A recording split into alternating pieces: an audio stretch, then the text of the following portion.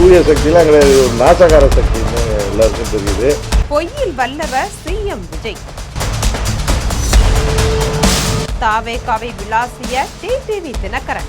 108 எம்எல்ஏக்கள் தான் இருக்காங்க. ஆட்சி அமைக்க வீடு வீடா போனாரு, கட்சி ஆஃபீஸுக்குலாம் போனாரு. தாவேகா ஊழலை ஊரே அறியும். இதுல இருந்தே தெரியுது அவர்களுடைய நேர்மை. அடுக்குமொழியில வசனங்களை பேசி தாவேகாவை தாறுமாறா கிழித்து தொங்க விட்டிருக்காரு அமமுக பொதுச் செயலாளர் டிடிவி தினகரன். அப்படி என்ன தாறுமாறா கிழித்து தொங்க விட்டார் அப்படின்றத நம்ம ஜெம் தொலைக்காட்சி மூலம் விரிவா பார்க்கலாம். ஒருபுறம் ஒயிட் பவுடர் புகழ் அமைச்சர், மறுபுறம் பொய் சொல்வதையே தன் தொழிலா கொண்டிருக்கக்கூடிய நிழல் முதலமைச்சரா செயல்படுவதா சொல்லப்படக்கூடிய மற்றொரு அமைச்சர். இதற்கிடையில அரசு வழக்கறிஞர்கள் நியமனங்களுக்காக சொந்த கட்சியிலேயே லஞ்சம் வசூலிக்கப்படுவதா புகாருக்குள்ளாயிருக்கும் மூத்த அமைச்சர். ஊழலை ஒழிப்போம் அப்படின்னு கொக்கரித்த முதலமைச்சர் திரு ஜோசப் விஜய் அவர்கள் சொன்ன தூய சக்தி அரசியல் இதுதானா என அமமுக பொதுச் செயலாளர் டிடிவி தினகரன் கேள்வி எழுப்பியிருக்காங்க.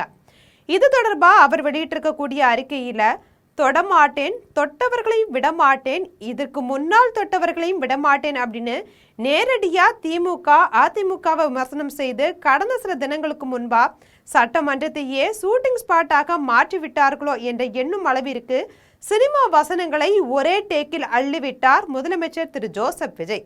தொட்டவர்களை விடமாட்டேன் சொன்னார, சினிமா டைலாக்லாம் போட்டாரு.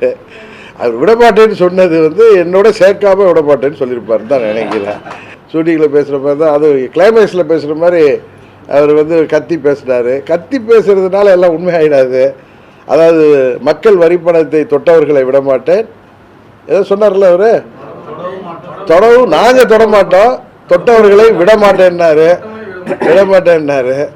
இவங்க தொடமாட்டாங்கிறது போக போக தான் தெரியும். ஏன்னா எல்லாத்துலேயுமே இவர்கள்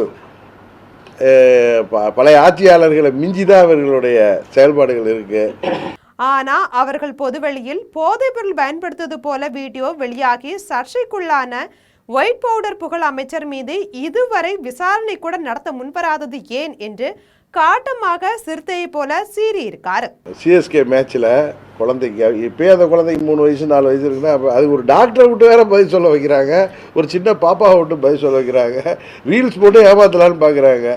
அது அந்த ஒயிட் பவுடர் என்ன பவுடருங்கிறது இப்போ சாதாரணமாக பட்டாக்கத்தியை வச்சு கேட்க விட்டுறவனெல்லாம் துரத்தி போய் போலீஸ் கைது செய்யுது.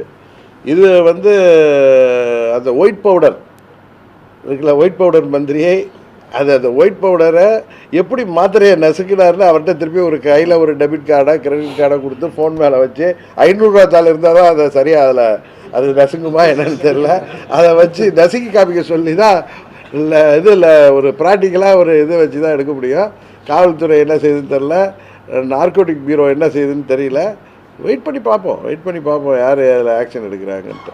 கரூர்ல நடைபெற்ற துயர சம்பவம் தொடர்பாக உச்சநீதிமன்ற மேற்பார்வையில சிபிஐ விசாரணை நடைபெற்று வரக்கூடிய நிலையில காவல்துறையின் மூலமா பொதுமக்கள் கொன்று குவிக்கப்பட்டதா கூறி முதலமைச்சரினுடைய நேரடி கட்டுப்பாட்டில் இருக்கும் காவல்துறையினரையும் அவர்கள் ஆற்றும் மக்கள் பாதுகாப்பு பணிகளையும் கொச்சைப்படுத்தும் வகையில பேசி அந்த வழக்கினோட விசாரணையை திசை திருப்பும் நோக்கில செயல்படும் பொய் துறைக்கென்றே பிரத்யேகமாக நியமிக்கப்பட்டவராக சொல்லப்படும் அமைச்சரினுடைய அறிவுக்காட்டுத்தனத்தை உண்மையான முதலமைச்சர் திரு ஜோசப் விஜய் அவர்கள் கண்டும் காணாமல் இருப்பதன் மர்மம்தான் என்ன? வாணியம்பாடியில் ஆடு திருட்டு வழக்கில் தொடர்புடையவருக்கு அரசு வழக்கறிஞர் பதவி, அரசு வழக்கறிஞர்களாக நியமிக்க சொந்த கட்சி நிர்வாகிகளிடமே வசூல் வேட்டை என அடுத்தடுத்த புகார்கள் ஊடகங்களிலேயும் நாளிதழ்களிலேயும் செய்திகளாக வருவது தூய சக்தி எனும் பெயரில் மறைந்திருக்கும் ஊழல் சக்திகளை வெளிச்சத்திற்கு கொண்டு வருகின்றது.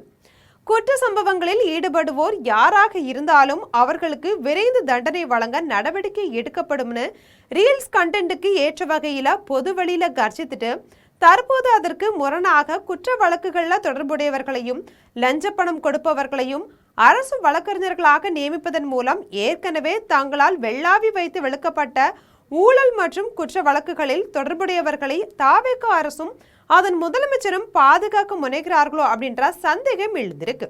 ஒரு பானை சோற்றுக்கு ஒரு சோறு பதம் அப்படின்றத போல தாவேக ஆட்சியில புகாருக்கு உள்ளாயிருக்கக்கூடிய இந்த வழக்கறிஞர் நியமன ஊழலே அடுத்த 5 ஆண்டு கால தாவேக ஆட்சியினுடைய உண்மையான முகத்தை வெளிப்படுத்தும் வகையில அமைந்திருக்கு.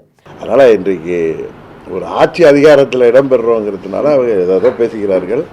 இதுலேருந்தே தெரியுது அவர்களுடைய நேர்மை, தூய சக்தியெலாம் கிடையாது, இது ஒரு நாசகார சக்தின்னு எல்லாருக்கும் தெரியுது. ஏன்னா அவர்கள் தேர்தலுக்கு முன்பு சொன்ன வாக்குறுதிகளெல்லாம் எவ்வளோ பல்ட்டி அடிக்கிறாங்கன்னு தெரியும்.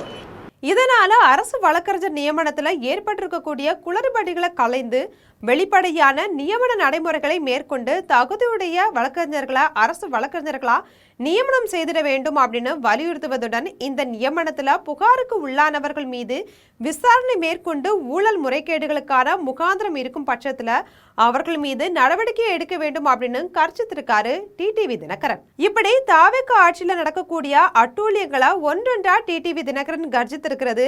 தாவேக அரசு இதனை தட்டு கேட்டு நடவடிக்கை எடுக்குமா அல்லது எனக்கென்ன என்று தட்டிவிட்டு போகுமா என்பதை பொறுத்திருந்து பார்க்கலாம். இது போன்ற அரசியல் செய்திகளை உடனுக்குடன் தெரிந்து கொள்ள ஜெம் தொலைக்காட்சியுடன் எப்போதும் இணைப்பில் இருங்கள்.